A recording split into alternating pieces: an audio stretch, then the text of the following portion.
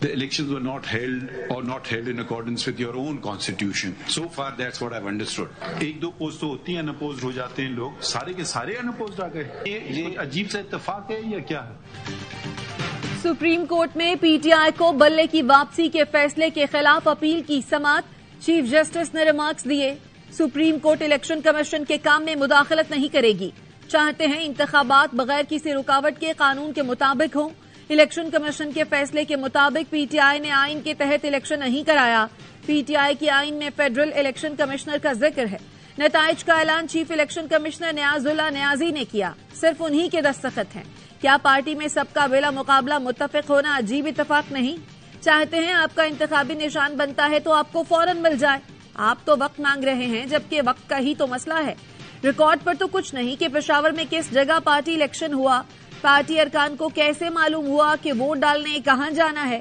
नियाजुल्ला नियाजी ने कहा, व्हाट्सएप पर लोगों को बताया था और लोग पहुंचे भी थे.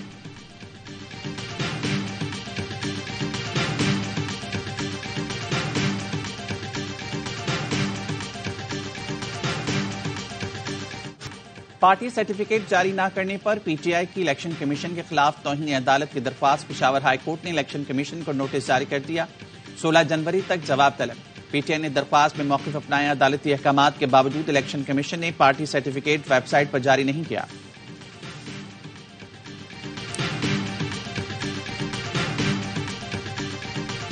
इलेक्शन कमीशन ऑफ पाकिस्तान ने सुन्नी तहरीक और पाकिस्तान बराबरी पार्टी समेत 13 सियासी जमातों को डी लिस्ट कर दिया. जेयूपी नौरानी को इलेक्शन लड़ने की इजाजत मिल गई. पाकिस्तान मुस्लिम लीग जिन्नाह को इंतखाबी निशान अलॉट कर दिया गया. इलेक्शन कमीशन ने इंट्रा पार्टी इंतखाबात केस में लिखा, मुतादिद शोकॉज नोटिस के बावजूद 13 सियासी जमातों ने गैर संजीदा रवैया अपनाए रखा.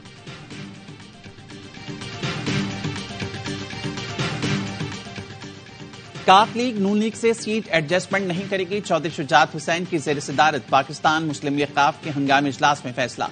चौधरी सालिक हुसैन कहते हैं, हम सीट एडजस्टमेंट के बगैर इलेक्शन में मुकाबले के लिए तैयार हैं. हमारे दीगर उम्मीदवारों के मुकाबले में नून लीग ने टिकट जारी कर दिए. अपने उम्मीदवारों को दोहरे मेयार की नजर नहीं होने देंगे.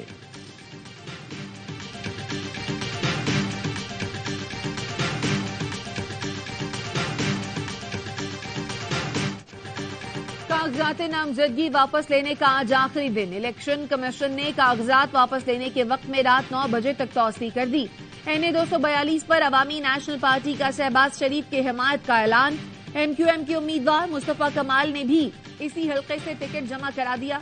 NA 265 पर शीन से महमूद अचकजई मौलाना फजलुर रहमान के हक में दस्तबरदार हो गए. मौलाना फजलुर रहमान पहली बार बलोचिस्तान से कौमी असम्बली की किसी नशिस्त से इंतखाब लड़ रहे हैं.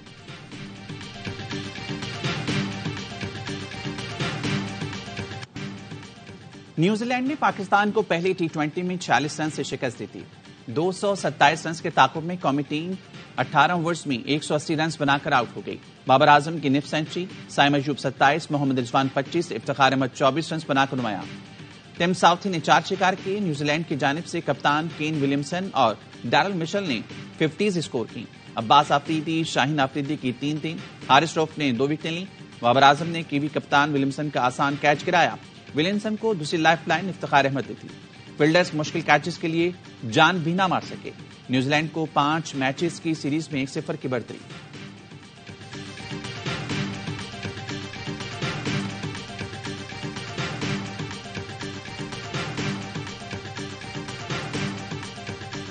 तलाल चौधरी, दानियाल अजीज ये पार्टी का एसेट है, को किसी तौर पर भी फरमोश नहीं किया जाना चाहिए.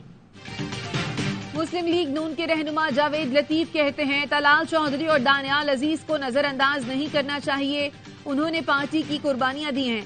आयशा रजब के शौहर के भाई इलेक्शन लड़ रहे हैं. इतनी बड़ी जमात में कोई नाराज होता है और कोई राजी होता है. दीगर जमातों से मुनहरिफ होने वाले उम्मीदवार नून लीग का ही टिकट चाहते हैं. अदम एतमाद के वक्त होने वाले वादों को पूरा किया जा रहा है.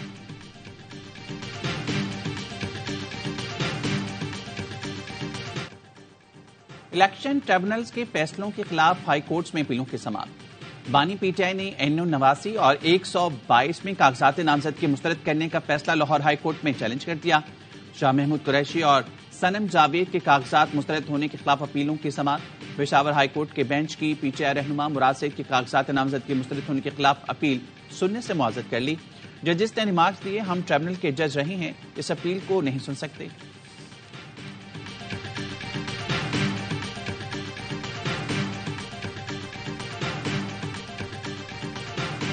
پیپلز پارٹی نے وسطی پنجاب سے قومی اسمبلی کی نشستوں پر امیدواروں کے ناموں کا اعلان کر دیا۔ راجہ پرویز اشرف NA52، ندیم افضل چند NA82، قمر زمان کارا NA65، امتیاز صفدر وڑائچ NA77، چودھری منظور احمد NA131 اور NA49 اٹک سے خرم شہزاد پیپلز پارٹی کے امیدوار ہوں گے۔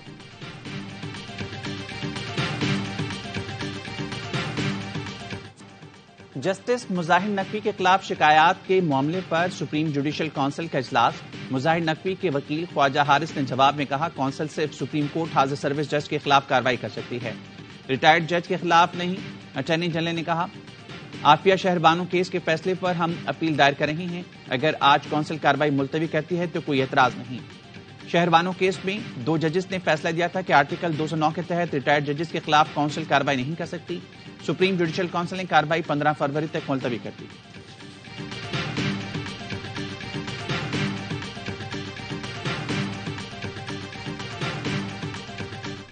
صدر ڈاکٹر عارف الوی نے جسٹس اعجاز الاحسن کا استعفی منظور کر لیا۔ جسٹس اعجاز الاحسن نے آئین کے آرٹیکل 179 اور 206(1) کے تحت استعفی دیا۔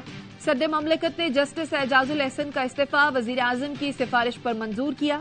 جسٹس اعجاز الاحسن کو اکتوبر میں چیف جسٹس بننا تھا۔ جن ججز نے پاناما میں فیصلہ سنایا ان کے ساتھ کیا کر رہے ہیں؟ جو بادشاہ سلامت تشریف لائے ہیں، یہ ان کا ہی پلان ہے۔ کل کو ہر جج کے خلاف آرٹیکل 209 کے تحت درخواستیں آئیں گی تو سب منہدم ہو جائے گا۔ لطیف کھوسا ایڈوکیٹ کہتے ہیں، مظاہر علی نقوی نے مجبور ہو کر استعفی دیا۔ جسٹس اعجاز الاحسن اگلے چیف جسٹس تھے۔ یہ وہ ججز ہیں جو اپنی اپنی فیلڈ میں ماسٹر تھے۔ ایسے چلتا رہا تو اللہ ہی حافظ ہے۔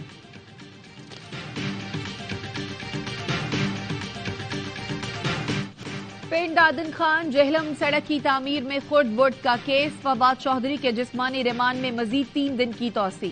فواد چودھری کے وکیل نے کہا، منصوبے میں ٹینڈر ہوا ہی نہیں تو الزام کیسا؟ کسی کو ذاتی حیثیت میں کوئی پیسے دیے تو گواہ لے آئیں۔ فواد چودھری نے کہا، نیب پروسیکیوٹر کے خلاف توہین عدالت فائل کرنا چاہتا ہوں۔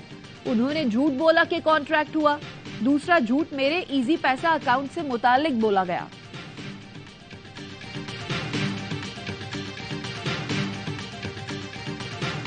کچھ عرصے سے انٹیلیجنس ایجنسیز کی طرف سے مختلف تھریٹ موصول ہو رہے تھے۔ کل ہم نے ایک سکسیسفل انٹیلیجنس بیس آپریشن کے اندر ایک خودکش بمبار عادل عرف امین ولچرین زادہ ساکن عزیز خیل متنی، اس کی عمر 20 سال ہے، کو متنی میرو کے علاقے سے گرفتار کیا اور اس کے انکشاف کے اوپر سوسائڈ بامبر کا جو ہینڈلر ہے طاہر خان عرف عباس ول ملک خان ساکن لنڈی کوتل کو اچنی کے علاقے سے گرفتار کیا۔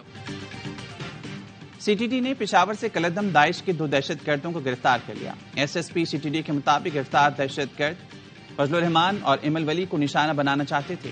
ایک خودکش حملہ آور اور ایک سہولت کار کو گرفتار کیا گیا۔ 2 خودکش جیکٹس، 3 دستی بم اور پستول برآمد۔ عادل نامی خودکش حملہ آور کو متنی میراث سے گرفتار کیا گیا۔ حملہ آوروں نے مفتی محمود مرکز کی ریکی بھی کی تھی۔ دہشت گردوں نے پکتیکا افغانستان مرکز سے فدائی ٹریننگ حاصل کی تھی۔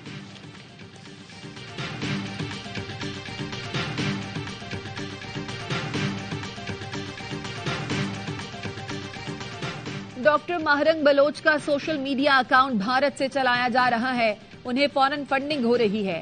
نگراں وزیر اطلاعات بلوچستان جانا چکزئی کہتے ہیں، ماہرنگ بلوچ بھارت کی زبان بول رہی ہیں، انہیں برداشت کرنا ہماری فراخ دلی ہے۔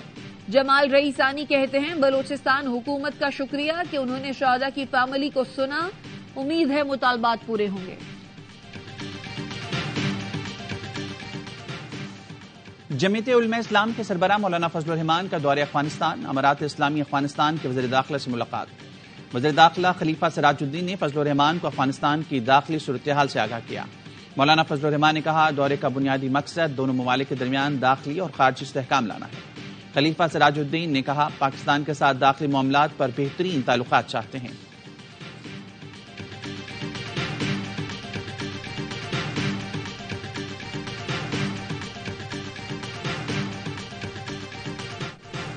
امریکہ اور برطانیہ نے یمن میں حوثیوں پر حملہ کر کے مشرق وسطی میں جنگ کا دائرہ کار بڑھا دیا. لڑاکا طیاروں، بحری جہازوں اور آبدوزوں سے دارالحکومت صنعا، شہر حدیدہ اور شمالی شہر صعدہ میں درجن بھر سے زائد مقامات پر بمباری. شہریوں کی بڑی تعداد میں ہلاکت کا خدشہ. امریکی صدر بائیڈن کا کہنا ہے کارروائی حوثیوں کے حملوں کا جواب ہے. برطانوی وزیر اعظم رشی نے کہا ہمارا مقصد حوثیوں کی فوجی صلاحیت کو کمزور کرنا ہے. حوثی ترجمان نے کہا جنگ اب غزہ میں نسل کشی کے حامیوں اور مخالفوں کے درمیان ہے. حوثیوں کی جانب سے بحیرہ احمر میں امریکی جہاز پر میزائل داغے گئے تھے.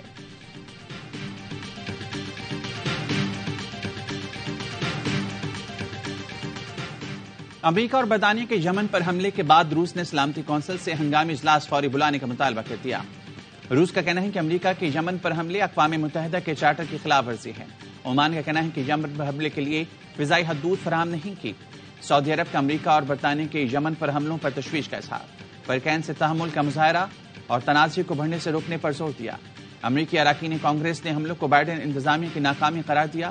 نیو یارک میں ٹائمز اسکوائر پر یمن پر حملے کے خلاف احتجاج.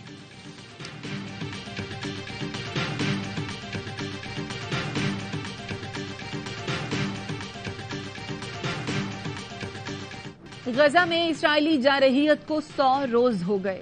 صہیونی فورسز کے خان یونس پر حملے. رفح میں گھر پر بمباری سے 9 فلسطینی شہید.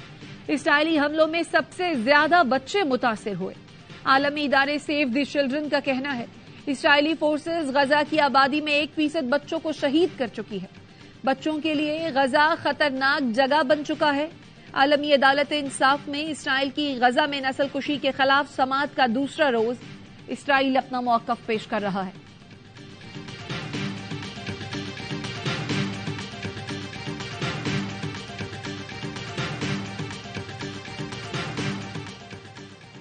کراچی لائنز ایریا کے قریب ٹریفک پولیس اہلکاروں کی بروقت کارروائی. 2 ڈاکوؤں کو گرفتار کر لیا. ٹریفک پولیس افسر نے ساتھی اہلکاروں کی مدد سے ملزمان کو پکڑا. علاقہ کا دونوں ڈاکوؤں پر تشدد.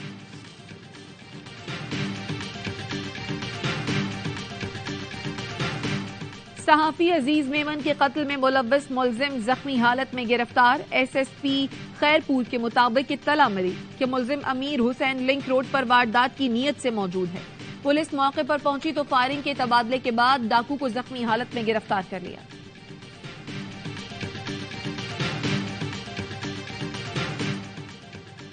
نگراں وزراعلی کا غیر معیاری ایل پی جی سلنڈر فروخت کرنے والوں کے خلاف پنجاب بھر میں کریک ڈاؤن کا حکم. تمام اضلاع کے ڈپٹی کمشنرز کو ہدایات جاری کر دی. محسن نقوی کا ایل پی جی کے غیر مجاز ڈیلرز کے خلاف بھی بلا تفریق ایکشن کا حکم.